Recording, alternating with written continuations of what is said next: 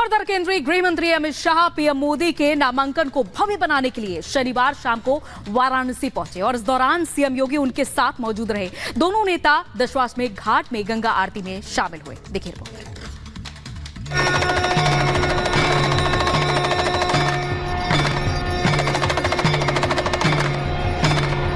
जल्द ही वो तारीख आने वाली है जब देश के मुखिया मोदी अगली पारी के लिए अपना नामांकन करेंगे। जीत के पहले काशी की जनता से आशीर्वाद लेंगे, रोड शो करेंगे और इन सब की तैयारियों के लिए उनके दूत शाह और योगी मैदान में उतर गए हैं। गृह मंत्री अमित शाह वाराणसी पहुंचे, कार्यकर्ताओं ने उनका जोरदार स्वागत किया। फिर शाह और योगी गंगा घाट पहुंचे, जहां आनंदित कर देने वाला ये नजारा था।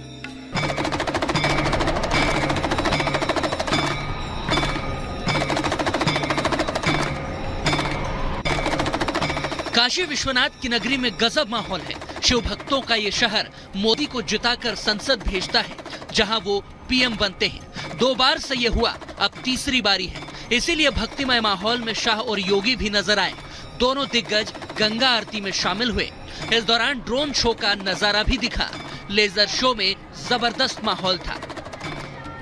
दशाश्वमेध घाट पर अमित शाह और योगी आदित्यनाथ के साथ बीजेपी यूपी के अध्यक्ष भूपेंद्र चौधरी भी गंगा आरती में मौजूद रहे।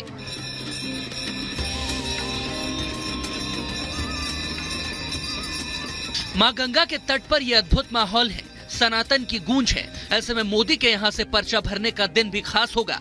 13 मई को प्रधानमंत्री नरेंद्र मोदी का रोड शो है और अगले दिन यानी कि 14 मई को वो पर्चा दाखिल करेंगे। ऐसे में शाह और योगी ने मोदी के ठहरने और उनके कार्यक्रम से लेकर नामांकन में मौजूद रहने वाले प्रस्तावकों के नामों पर चर्चा करने के लिए ही वहां पहुंचे थे।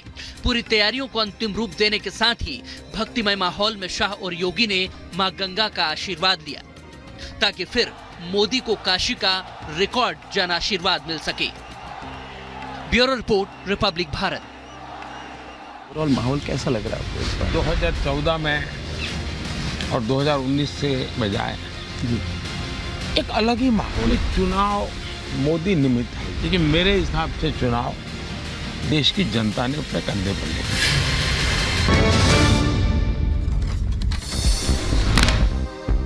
यूके में महंगाई से भुखमरी के हालात, आटे की किल्लत से परेशान लोगों का बवाल, पाकिस्तान सरकार के खिलाफ सड़कों पर बवाल। यूके में पाकिस्तानी सेना के खिलाफ उग्र प्रदर्शन, सुरक्षा बलों पर हमले कर रही है जनता। नाराज लोगों ने सुरक्षा बलों को खदेड़ा। विरोध प्रदर्शन के दौरान पाक सेना के जवानों पर भी हमले की खबर। पाकिस्तानी सेना की गाड़ियों में प्रदर्शनकारियों ने आगजनी की। जनता की पिटाई से कई पाकिस्तानी जवान घायल हुए।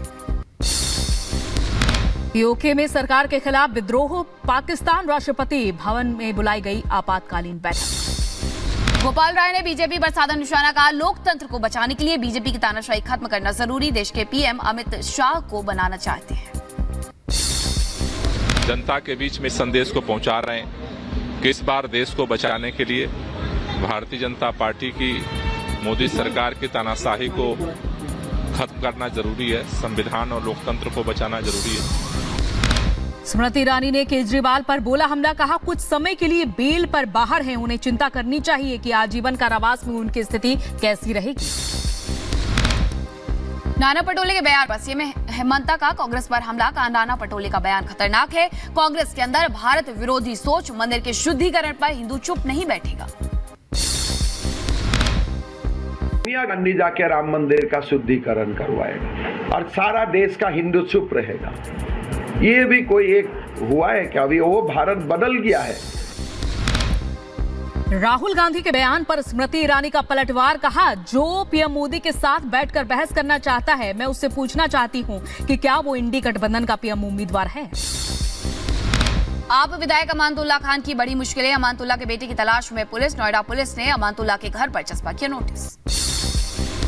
नेपाल के शेरपा ने 29 बार की माउंट एवरेस्ट की चढ़ाई, अपने ही पिछले रिकॉर्ड को तोड़ा। 29 बार दुनिया की सबसे ऊंची चोटी पर चढ़ने वाले एकमात्र व्यक्ति है शेरपा। टॉलीवुड अभिनेता अल्लू अर्जुन के खिलाफ आंध्र प्रदेश में पुलिस ने दर्ज किया एफआईआर। धारा 144 के उल्लंघन का आरोप। ओडिशा के संबलपुर में धर्मेंद्र प्रधान ने lawn bowl summer coaching camp का उद्घाटन किया। खिलाड़ियों से बातचीत भी की। मध्य प्रदेश के बड़वानी में लोकसभा चुनाव को लेकर अलर्ट। शांति व्यवस्था बनाए रखने के लिए प्रशासन के अधिकारियों ने निकाला फ्लैग मार्च।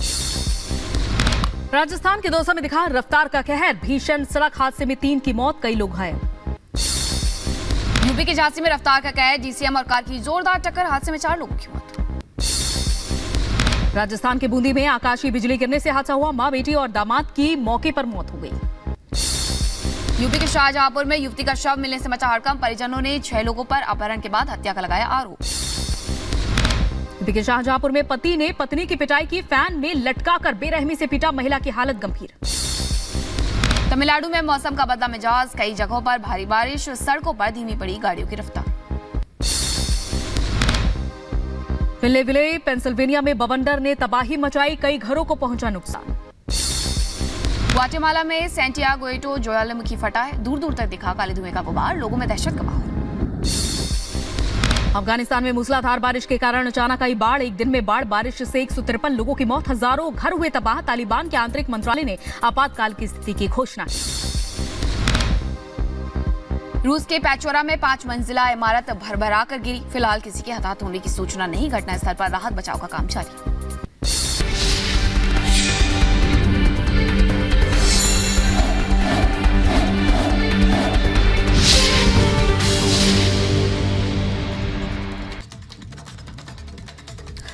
केंद्रीय गृह मंत्री अमित शाह पीएम मोदी के नामांकन को भव्य बनाने के लिए शनिवार शाम को वाराणसी पहुंचे और इस दौरान सीएम योगी उनके साथ मौजूद रहे। दोनों नेता दशाश्वमेध घाट में गंगा आरती में शामिल हुए। देखिए रिपोर्ट।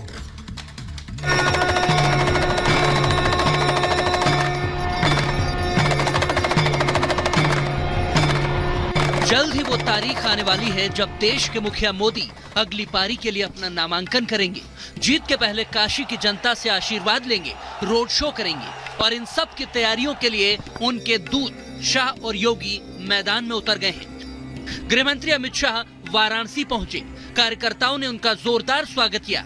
फिर शाह और योगी गंगा घाट पहुंचे, जहां आनंदित कर देने वाला ये नजारा था।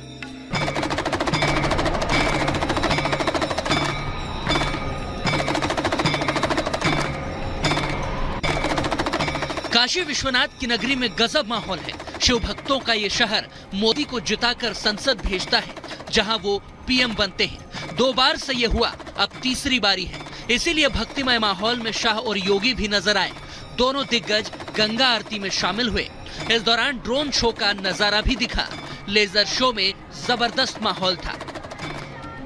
दशाश्वमेध घाट पर अमित शाह और योगी आदित्यनाथ के साथ बीजेपी यूपी के अध्यक्ष भूपेंद्र चौधरी भी गंगा आरती में मौजूद रहे।